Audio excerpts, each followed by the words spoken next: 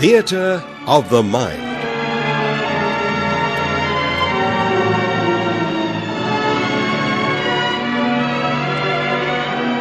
And here from Screen Sound Australia, the national collection of screen and sound, is radio historian Bruce Leonard.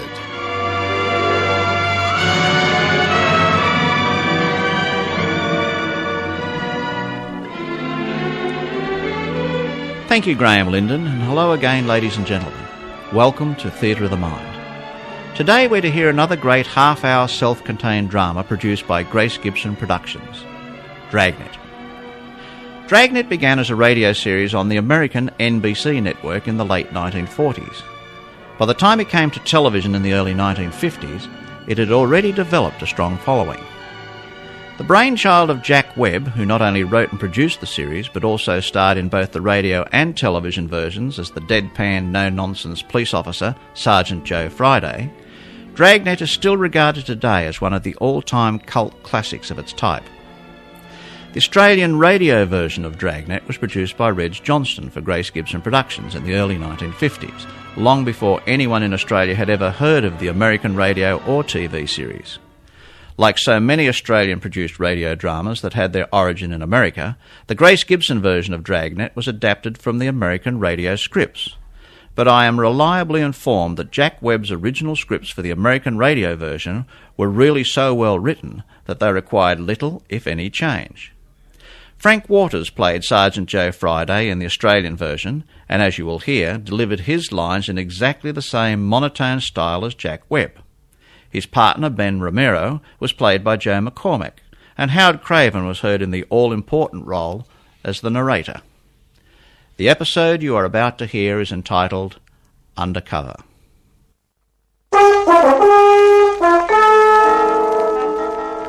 The story you are about to hear is true. Only the names have been changed to protect the innocent.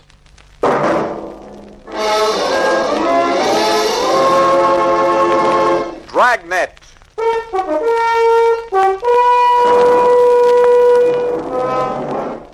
Dragnet, the documented drama of an actual crime. For the next 30 minutes, you will travel step by step on the side of the law through an actual case from official police files. From crime to punishment, from beginning to end. The story of Dragnet. You're a detective sergeant. You're assigned to homicide detail. A police officer is shot down on the front steps of his home. There's no apparent motive for the shooting. The assailant escapes in a blue sedan. Your job? Get him.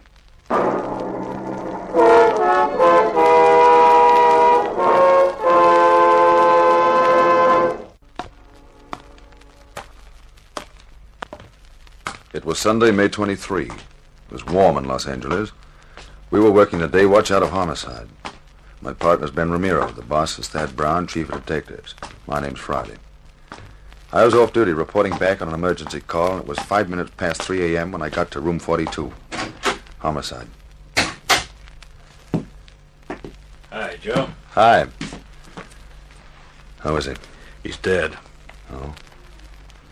Went fast? Died on the way to the hospital. Thad Brown wants to see us. Right, let's go.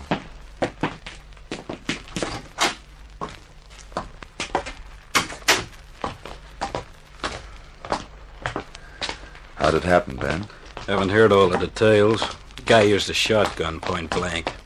Fillmore didn't have a chance. Doesn't look as though the chief's around. He said it was urgent. Okay, guess we better hang around. We'll wait inside, huh? Right. Sit down, Ben. Thanks. Can you bring me up to date, Ben? There's not much to tell.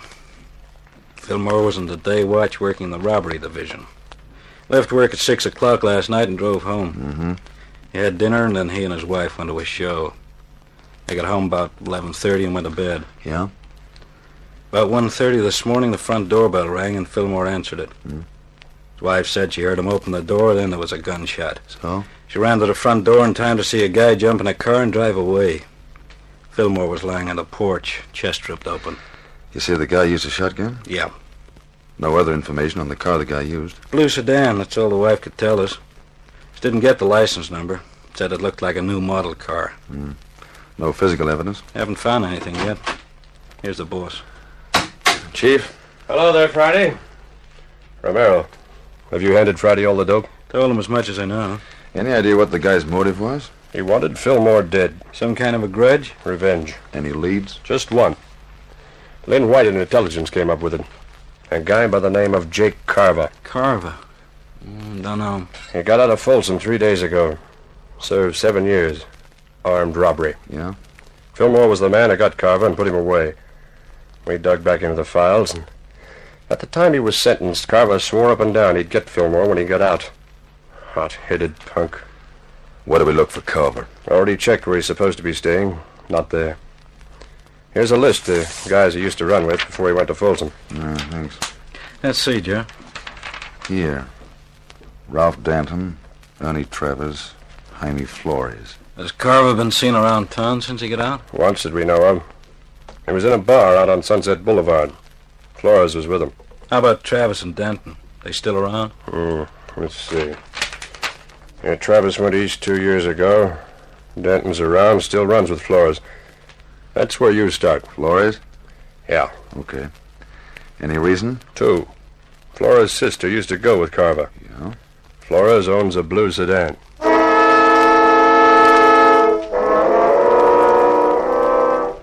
3:20 a.m. We checked Jaime Flores' last known address. The old 76 Hotel down on South Alameda. Flores had moved. His forwarding address was his mother's house, 1232 Alabama Street out on Boyle Heights. His mother told us Jaime was living on County View Avenue in Highland Park. 4:30 a.m. We located the address. Funny thing, Joe, this house doesn't have a garage. Wonder where Jaime keeps his car. Yeah, not parked in the street.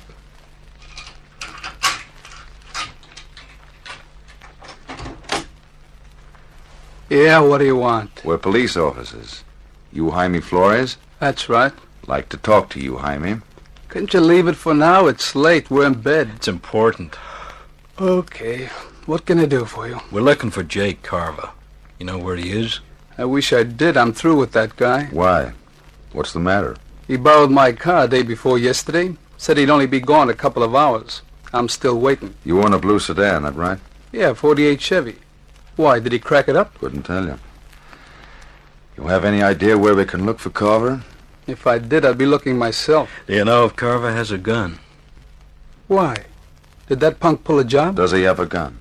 It was in the trunk of the car. I use it on hunting trips. What kind? Shotgun.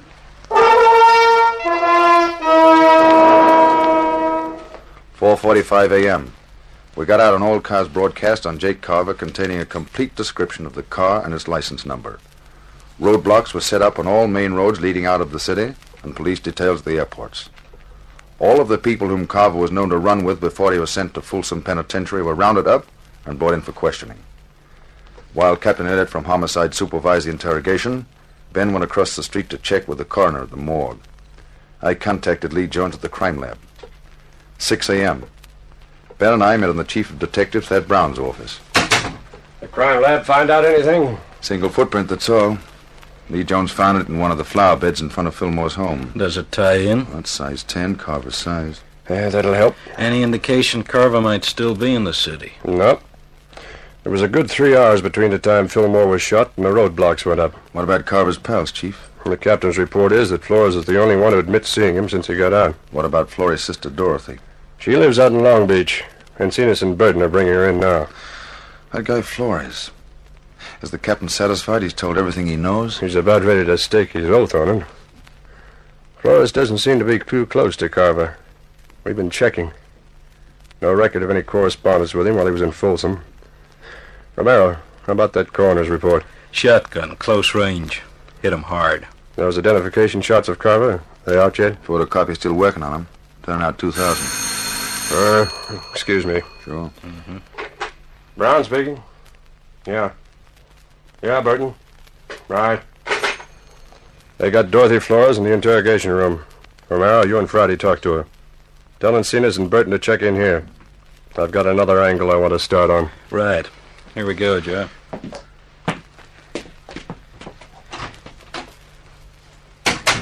He must be mad as a hatter. 3 days out of Folsom and he kills a cop. Yeah, if it was him. You got any other ideas? You need more than a footprint. We gotta find the gun, and we gotta prove he used it. Aye. You two gonna take over? Yeah, Lloyd. You and Gil check into the chief's office. Okay. You want the policewoman to stand by? Fine. Let's go, Gil. See you guys later. Right. Yeah, sure.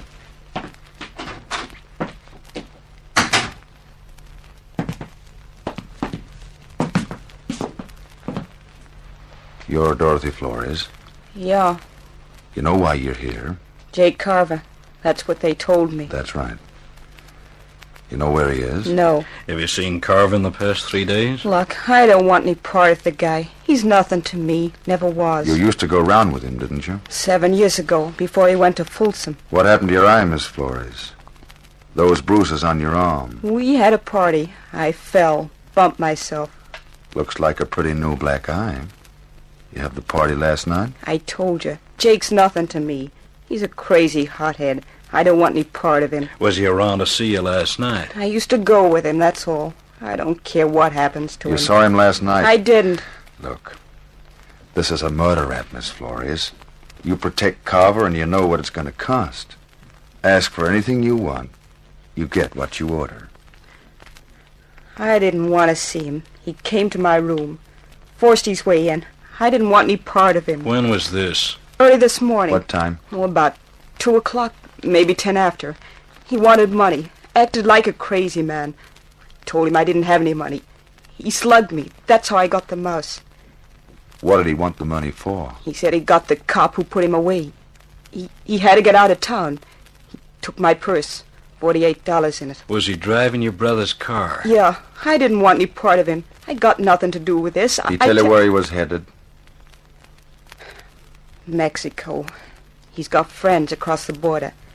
Tijuana. Fine. Stay with her, Ben. Right. And get a stenographer, too, will you? Right.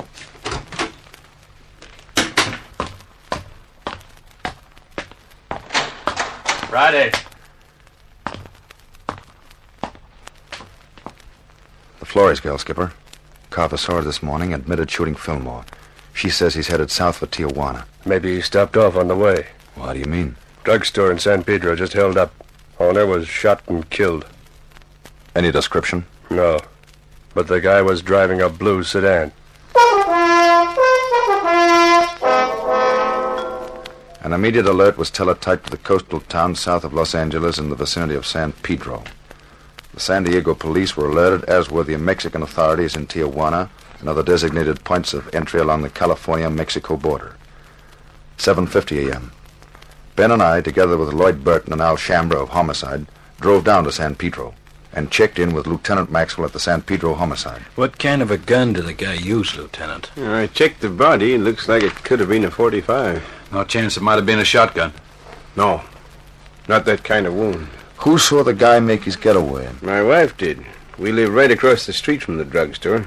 Wife heard the shooting, ran to the window. She said it was a blue sedan. She didn't see the license plate at all. No. I got a look at the car before it disappeared, though. It looked like a Chevy to me. And there's been no sign of it since the roadblocks went up. Not yet, and it's pretty hard to understand. How do you mean? Well, take a look at the map here. Yeah.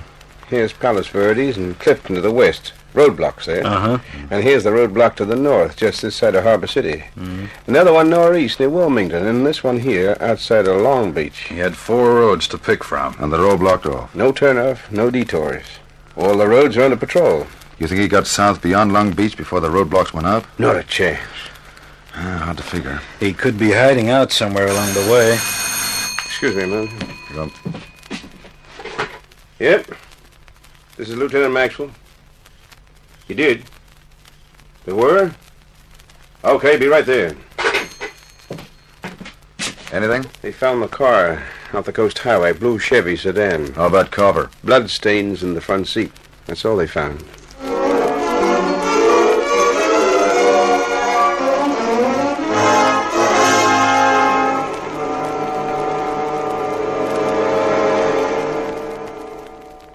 You are listening to Dragnet, The step-by-step solution to an actual police case. 8:45 a.m.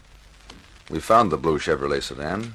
It was lying overturned in a ditch just off a dead-end road on the edge of a grove of giant eucalyptus trees. Oil was still dripping from the crankcase. There were bloodstains on the upholstery in the front seat.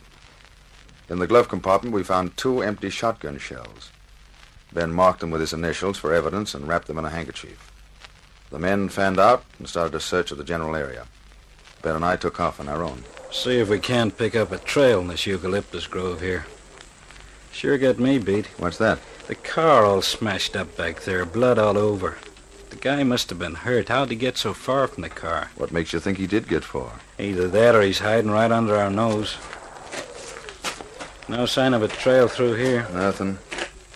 There's a clearing up ahead. Let's cut through this brush. Okay. Ben, come here. Yeah? Take a look. Trunk of this tree. Brown smears on it. Blood? Maybe. Look. Higher up on the trunk. Same thing. Say, wait a minute. Up in the tree. Can you see anything up there? No, branch is pretty thick. Trees go pretty high up. Good 60 feet. Come here, Joe. Yeah? Follow my hand just over to the left where I'm pointing, you see? Yeah. Find cover, Ben. You all right, Joe? Yeah. Can you see him? Yeah, up near the top. Friday, what is it? Stay off, Burton. Don't come in the clearing. He's up one of the trees. Throw the gun down. Then come down yourself. All right, Ben. Hit him, Joe. He's fallen.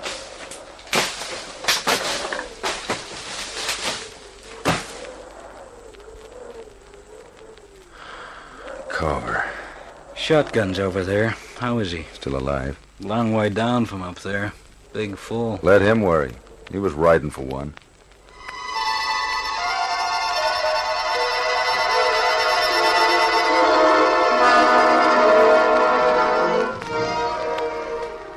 We called an ambulance and had Jake Carver taken back to Los Angeles to the county hospital, the prison ward. We took the shotgun and the empty shells and booked them as evidence with the property clerk. The wrecked blue sedan was impounded. 2 counts of murder were filed against Carver with the district attorney. There was still one important piece of evidence missing.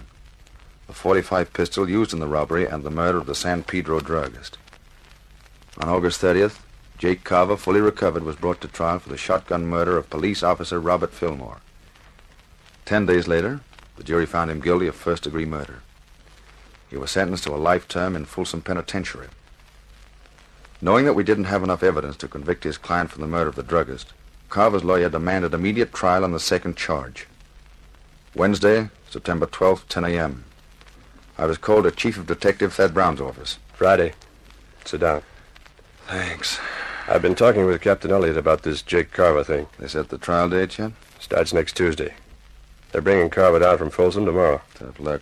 We're not going to convict him on that druggist rap. We've got to get a conviction. He beat the death rap for killing Fillmore. If he gets over this one, that means he's still eligible for parole. It's a good bet no jury will convict him unless we find that gun. We've got just one out. Well, what's that? If we can get Carver to admit he killed that druggist. Yeah, neat trick. When you and Ben got him last May, did he see you at all? Do you think you have him recognize you? I couldn't have gotten a very good look from where he was up in that tree. Ben did all the testifying at the trial. I don't think he'd know me. Why? When they bring Carver down from Folsom tomorrow, they'll put him in the county jail while he's awaiting trial. Yeah? I discussed it earlier with Elliott. We think we could plant you in the same cell with him Friday. There's a chance he might talk if you play it right. Oh, I don't know. He's no beginner. Neither are you. Give Carver enough of the right bait at the right time, there's a chance he'll put his foot in it. Maybe. Will you set it up with the county jail? Yeah. And remember, he's a killer. Don't take any chances. Suppose he gets wise. We'll know you tried.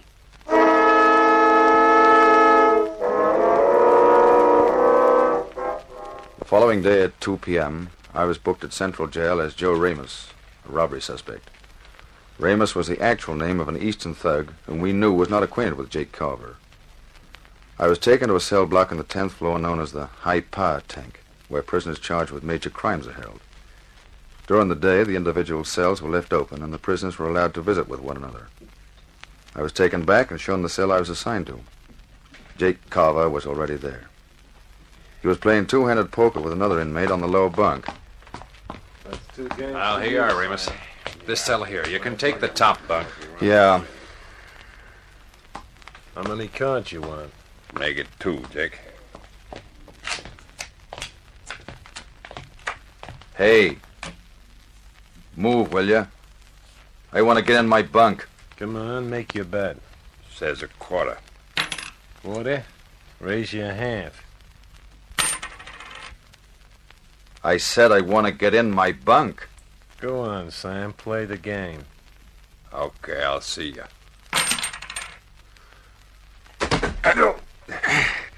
Maybe you didn't hear me, Sam. I said I wanted to get in my bunk. I heard you, Mick. And I don't like shoving around. Like this.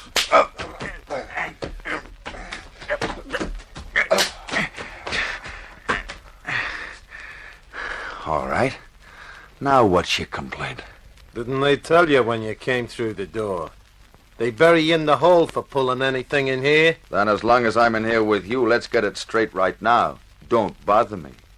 And while you're at it, keep your dumb pals out of here. Understand? I don't think I do. Yeah? Chow time. Come on. Here it is. What are you doing down there, Dobbins? Nothing. I always sit on the floor. Get back to your cell. Chow. Yeah. See you, Jake.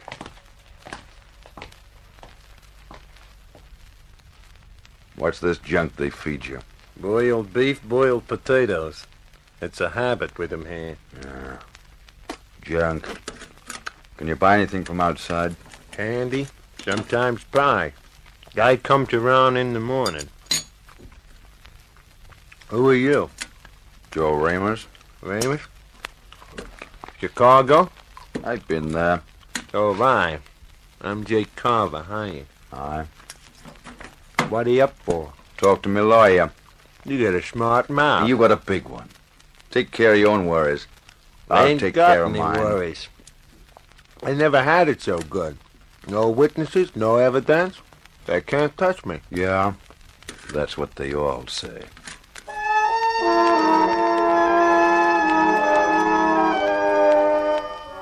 Three days passed. By playing the part of the tough gunman from Chicago, I succeeded in getting close to Carver. Because of the close confinement, I was with him almost constantly, but he still refused to confide. In a roundabout way, I pressed him as much as I could for the answer without making him suspicious. No results. 8:55 p.m. Sunday. 2 days before the trial opened, Sam, Jake Carver, and I were playing blackjack in the aisle just outside our cell. 18. Pay 19. That's all for me. Me too. I'm gonna hit the sack. Just when I started collecting. Always crying. Say, Remus, seems to me I remember you. Haven't I seen you around the city hall? Sure, I lived there. All right, it's time. Lock up. I don't know. Seems to me I remember you.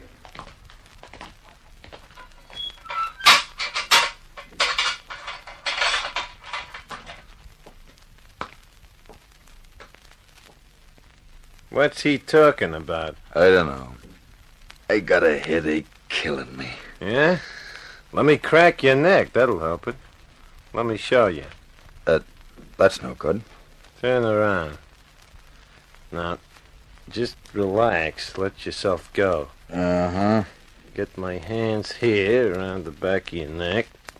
Relax, will you? Won't hurt you. Yeah. Gotta be careful with this.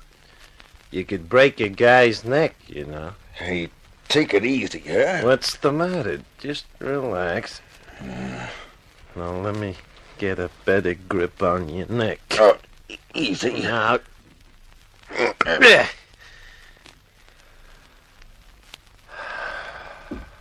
All there is to it. How's that? Yeah, not bad. Feels better already. Say, that works okay. Sure. Say, I noticed you had a visitor today.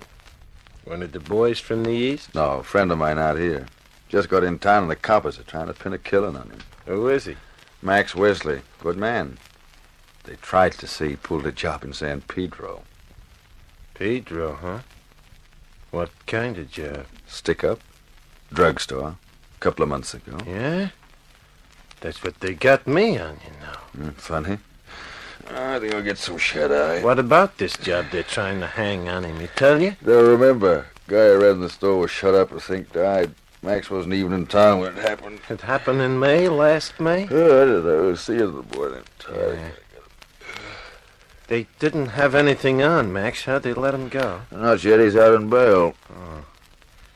I mean, no evidence on him, no gun? Yeah, they got a gun. I think that's what Max said. Where'd they find it, he say? I don't know. Go to sleep, will you? He mention anything about Pedro, the San Pedro Hills? Yeah, maybe that's where they found it. I think Max said that.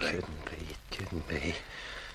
See, it wasn't the Harbor drugstore, was it? What's eating you anyway? Go to sleep, will Look, Ramus, will you listen a minute? I ditched the gun down there at the San Pedro Hills. What's worried you? They don't send you up for hiding guns. Listen, I'm hot on that job. They get me on one murder rap. If they tag me on another one, it kills my parole. I'm in there for keeps. What do you want me to do? Talk to the governor? Are you sure this guy, Max, said they found a gun? Look, Copper, Max said they found a gun in the San Pedro Hills. Now, let's talk about it in the morning. I'm getting What kind? Did he say what kind? I don't know. I don't remember. Was it a 45? It's something like that. Yeah, 45. Guess that was it, 45. Listen. Got that jailer barking. All right, quiet down in there. All right. Go to sleep now, will you? Can't be. It's not the same one. They couldn't have found it. They haven't talked to me. Ramus. When did they find the gun? When? I don't know. And he didn't say where? San Pedro Hills. I gotta know. It wasn't by your culvert, was it? On the hill road? I don't know. I'll ask Max next time I see him. That where you ditch yours? They couldn't have found it. Nobody could have. It was this culvert back on that road. There was a piece of cement broken off the bottom edge of the culvert, kind of a hollowed-out space inside. I pushed the dirt around it. You gotta ask Max. Ask him where they found the gun. Yeah, I'll see him Wednesday. I'll ask. You gotta find out. They can put me away for good. What are you worrying about? They haven't paid you up yet with the gun they found.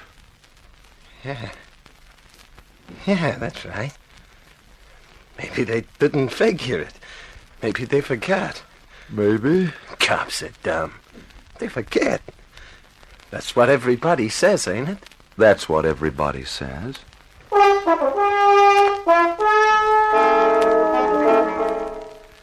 On September 18th, the trial of Jake Carver was held in Superior Court, Department 91, City and County of Los Angeles, State of California.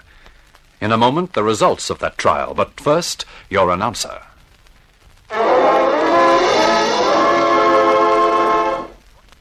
The murder gun, a .45 caliber automatic pistol, was recovered from the San Pedro Hills, and Jacob John Carver was brought to trial. He was tried and convicted of murder in the first degree. The jury again refused to recommend the death penalty. Carver is now serving life term in the state penitentiary without possibility of parole.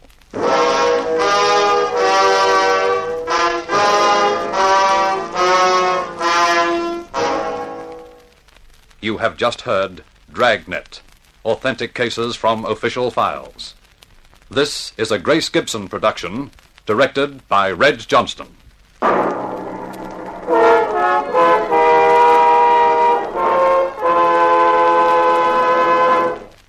That episode of Dragnet came from the Grace Gibson Productions double CD release, Radio Classics Volumes 1 and 2, and we're most grateful to Grace Gibson Productions for allowing us to include Dragnet in our program today. This double CD set also includes episodes of Nightbeat, The Carter Brown Mysteries, Starlight Theatre, and 2 half-hour dramas from the Grace Gibson Heritage Collection. It's available now at just $29.95 through the Screen Sound Australia shop in Canberra. To order your copy, simply dial the Screen Sound Australia free call number 1-800-677-609, that's 1-800-677-609, and arrange to have it home delivered. Remember, it's called Radio Classics Volumes 1 and 2, and it's from Grace Gibson Productions, a great gift for Father's Day.